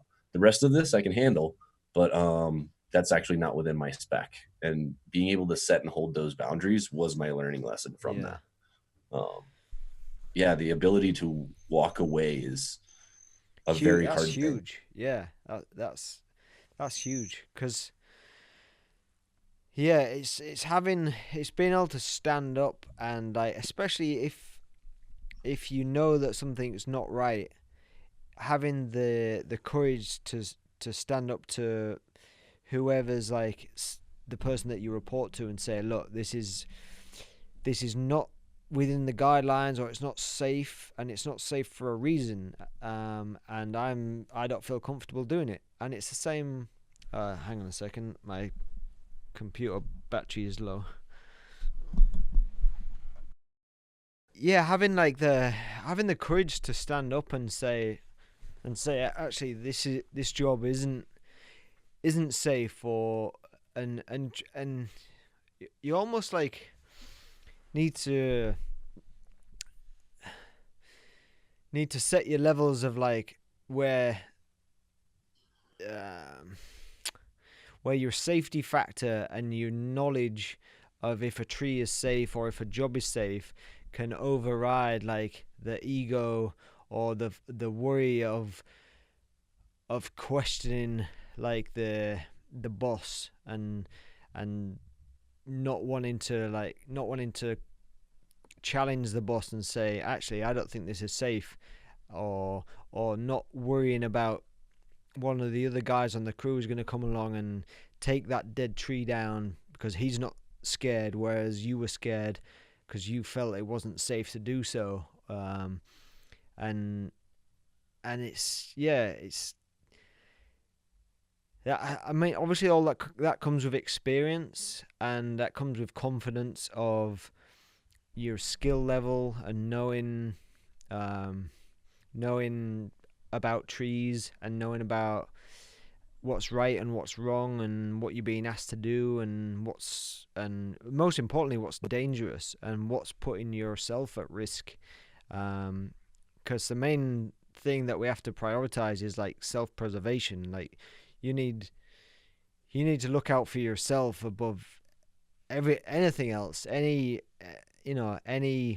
egotistical challenges of oh, are you too scared to take that tree down? I'll take that down every day of the week kind of mentality. We need to figure out how to put that aside, but also how to approach those situations where you're maybe it's the first time you say you're working for a company, you've worked for them for a year or two, and it's the first time that you've been put in a situation that you feel uncomfortable, and you're like, right, this is the first time, I don't like this, and and so you don't know how your boss is going to react to you saying, I don't want to do this job. And that's I suppose that's the hardest part, because if you've never challenged them before, or not even challenged them, if you've never said, I don't want to do this, I don't think it's safe, I think there's a better way to do it, but we're going to have to come back another day, or I need to get an electrical company in to provide some clearance. If you've never had the experience of knowing how the boss is going to react to you saying that, that's the hardest part, because you're going to like conjure up all these scenarios in your head about how he's going to react, and they might be completely different. That, you know, you might think, oh, he's going to have a go at me, he's going to be really pissed off, gonna send somebody else to do the same job, and then prove that, oh, I've got a guy who'll do it and you can't do it, and why am I paying you this amount of money, and all those things. Whereas you could call up and say, I don't want to do this job, it's not safe. Okay, fine, that's cool. I'll use your judgment, and if you don't think it's safe, then we'll get a hydro company in, or the electrical company in to come and do it, or this tree's dead and but it's like really rotten, like 60 feet up.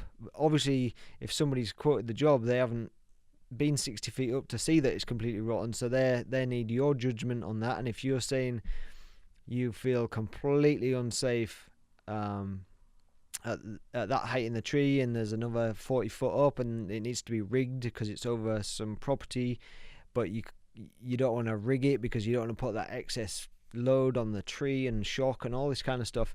There's so many factors there that whoever's pricing the job in the first place hasn't seen. They shouldn't be able to be pissed at you for saying, look, we need to do this a different way, because they didn't have that knowledge that you now have, that you've been there and seen with your own eyes that they couldn't see before. So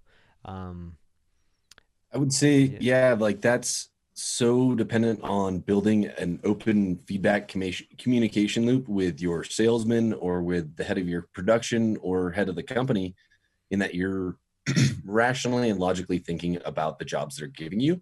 And when something does come across your table of that was off bid, or a lot of this was dead and it was not expected to be dead, that job was pushed back 6 months, it was way more hazardous because of it, the decay grew, whatever those are, building a baseline of feedback so that when something does get to the 2 years along, it's not a, hey, I'm not doing this, I'm out.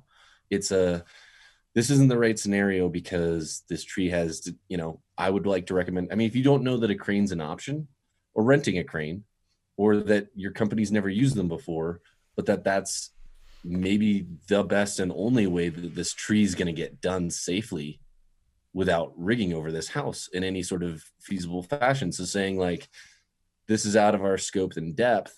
Here's why we can't do it with these traditional methods. I think we need to switch to a crane or a knuckle boom, or we could contract out to this guy or that. Or saying something, really saying this is above my skill level. I'm nervous about that one, but this is why.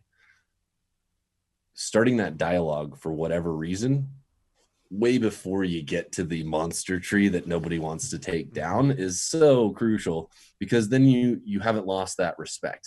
You haven't lost anything. You're able to be vulnerable, brave in communication. And I would just say trying to continually find an atmosphere where people encourage you to speak the truth, to say, hey, I'm not feeling discomfort. I can think of so many different ones where I was like, and it's meant, that feeling, that emotion is made to keep you safe. It's to keep you in a fight or flight, to let you know you're in danger. And if you don't feel that, it's a knowing fear with a K rather than no fear. Yeah. And being able to have a palpable touch and pulse with that is so much more valuable to that your company's owner, because they don't want to have that accident. They don't want to have that tree to go partially through the house. Any cost of that's going to be way more than trying to figure it out a different way. But it takes experience and it takes confidence to say, this one's not my tree. Yeah. And here's why. Yeah. And having a why behind it rather than saying nah. And that allows you to continually have a self-assessment of your own capabilities as you level up and get into more hazardous trees. Yeah. The and one the one last thing that I always think about in these situations where somebody somebody is too worried to speak up and say let's not do this, or somebody is feeling pressure to speed up on a job, or like, so take the guy that I was working with this morning, like that pressure that he was putting on himself to get in the tree to speed up this morning. At the end of the job, we finished about, I don't know, like 10 to 3, 5 to 3, something like that. And if I'd have told him, um if I'd have told him in the morning while he was throwing into that, like, look, we're going to be finished at 3 o'clock on site, and then it's like we leave site and he's driving home, so he's going to be home by like 3:30 or something. If I'd have told him that at the beginning of the day while he's having a hard time with a throw ball, look, we're going to be wrapped up, we're going to be cleaned up, everything by 10 to 3, like his whole demeanor would have changed, his whole stress levels would have gone, because if he'd have known in advance, the time, we weren't going to be struggling for time on the job, um, and I always think about like people making like these wrong decisions, which ultimately, if they end in bad decision in bad accidents, like how, if somebody cuts themselves. Sorry, our 8 o'clock howl just went off. There's every night at 8 o'clock, the whole neighborhood howls now. Oh yeah, well, it happens here at 7, so it's the exact same time. Okay. Yeah, yeah. So the 8 o'clock howl is happening. Sort of probably banging pots and pans and all that kind of stuff. um, yeah, I always like. What was I gonna say? Yeah, these things, like what that now he's gone home, he'll be at home making dinner, and he's not worried about the time on the job that it took him to get into the tree. But if, say, if it was a different scenario and whatever he was stressing about had caused an accident, that accident, now somebody could be in the hospital, somebody's next few weeks could have altered because they're I don't know, cut their hand, or whatever situation it was, would have gone from maybe taking an extra minute or two to do a task safely to changing the next few weeks of your life. I don't know if that makes sense. I'm not explaining myself very well, but No, like I would continually. It's hard to coach people into learning lessons the easy way, I think is what you're saying. So like it's sometimes we learn lessons the hard way, and yeah, learning from other people's experience is learning things the easy way. And that's the hope in imparting that experience in terms of proficiency, in terms of safety. This is why we do this. This is going to be efficient because we do it like this. We want to have it repeatable so we don't have to think about it. We want to tie those knots right every single time. We want to have that proficiency built, so that we build in the habit of doing things the calm way, the safe way every time is definitely where it's at. And in line with battling underlying stresses and mitigating hazards, I think right now the biggest ones that have been on my mind is if someone's under stress that like their business is non-essential and they're trying to out crush dollars right now and make as much money as possible, they've got an underlying baseline stress. And so their availability to deal with on the job stress is diminished. And if, let's say, there's a tree that now someone, say at the start of kind of economic downturns has said, when the economy is hit, there is less disposable income for tree work. And so that means that someone that might have a dead tree might wait till next year to take care of that dead tree. Meanwhile, there's hypoxylon growing through that maple, or whatever it is the decay is growing. And so it's going to really push they have a desperation for work, a need for finishing these jobs, but also an increased level of hazard of having these things rot on the vine longer. Really encouraging people that like the best thing you can do is be able to show up tomorrow for work. So it's, again, knowing that it isn't just a one day got to make that buck, but really doing a stress and risk assessment based on solid, what are your climbing capabilities? How decayed is this tree? And really picking the right tool for the job versus being so focused on getting the job done is a huge thing when it comes into dealing with underlying stresses now more than ever. Yeah.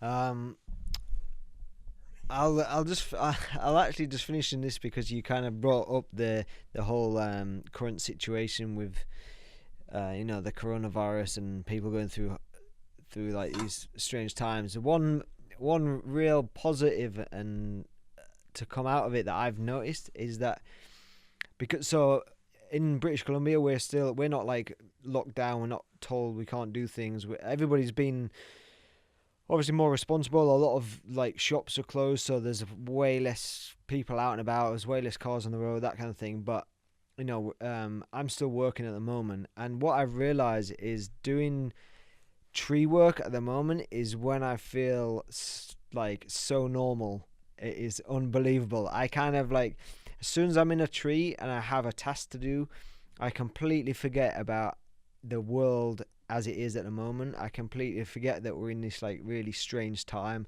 I have this task. I'm 100% focused because it's what I've been doing for the last like 18 years or so. It's so familiar. I'm off the ground. I'm not near anybody, so I'm not like. It's not a reminder of having to avoid people because I'm in a tree, and it's only when I get my feet back down onto the ground, and then like there's people around again, and then you realize like this is weird, but it's so strange how it's just so normal. Like my world in a tree is so normal in this bizarre, strange time that we're in at the moment. Well, that's awesome. I definitely have been running away to hide in the trees every recreational chance I get. And then the training opportunities too, to work with people still up and coming. It's great. That's honestly like my least worried time because yeah, I would encourage everybody, let that tree time slough away all your other stress and just focus on the job at hand. Cause I definitely have had conversations with people across the country that are like, I can't put down my phone, man. I've been climbing in the bucket when I'm running it. I'm finally checking, worried about the hospital that, my wife works at or whatever it is. I've heard people carrying those and wanting to constantly check in on the family. But yeah, such an encouragement to hear that is a good de-stressor for you, that tree time does it. And I would so encourage everybody else to take on that same mindset of saying like, really embrace that social distance you get in a tree. do you know it's so brilliant as well that so my wife, she's such a social person. Like she has so many close friends. She's always wanting to go and hang out with her friends after work and meet for drinks and do all this kind of stuff. And it was her birthday yesterday, and obviously she can't go and like see her closest friends, and so she's getting all these messages and she's getting flowers sent to the house, but she like it feels so like restrictive for her. And so I know this about her, so I was like, she's it might be a bit of a hard time being her birthday, so I was like, I've got to do something pretty special. And out the back of our place is this ash tree, and so I was like, right, like I've taken her up a tree a couple of times, but it's very maybe like once last year, once like 3 years ago, so she's not comfortable and she's not like super familiar. Like she can do it 'cause she's done it before. But I was like, right, I've 2 hammocks. I thought I'll go and sling up these hammocks the day before her birthday in the tree. Set some lines, make it like super easy. So she literally has to rope walk up there. She'll be in the hammock, and then I have a backpack. Take a little chocolate brownie. Take a bottle of prosecco. Like just make this whole experience with what we're allowed to be out doing, and like like with all this social distancing where nobody else can come and hang out for a birthday. I was like, we'll just go up, hang out in the trees, like have all the birds like flying around and stuff. And it was weird because I almost felt like I was forced into coming up with something like that to do, and I don't know if I would have ever got her in a hammock like 30 foot up in a tree in her life, but because of what's happening at the moment, like that happened, and she absolutely loved it. So yeah, it was it's you got to I suppose you got to make a positive situation out of such a scary time. And I think why I'm so positive is that I don't know anybody personally close, like family or friends, that have been affected, so that would change your outlook on the whole situation, I suppose. But so I feel fortunate that I don't have anybody that's directly been affected by the whole coronavirus pandemic. So I'm able to stay positive by doing these little things. But yeah, so For sure. No, I definitely know that there are companies out there that are affected by this, and what's happening over in Charlotte in North Carolina right now with those tornadoes that went through and the storms that went through. People that have been working with their hands, their heart, and their mind have been essential services for a long time now. And I really hope that these economic downturns for the small companies, I really hope that they can weather the storm, because when a real storm shows up, we need them there. If these small tree companies then went out of business when a true disaster strikes, and there's tons of people across all that area that just were in quarantine and just had their quarantine station destroyed. And so really giving thanks and seeing how we can best support everybody out there, and saying like, hey, if there is, that's where I'd love to find out conversation is how we can support the companies that are struggling to stay afloat at this time. I know from a illness standpoint, my aunt just came down with the coronavirus, and hoping she'll pull through that and not have too many complications, but it's a butt kicker and it's going around. So doing the best we can to stay positive, stay connected. We'll be out there climbing again, and we just got to kind of weather the storm so that we can keep helping people the way that we love to.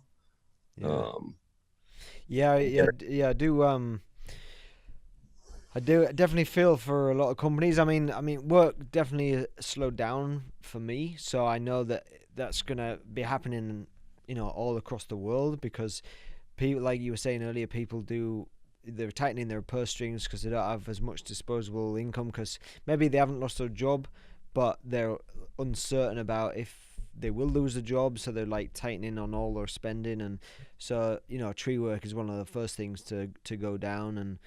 And unfortunately, I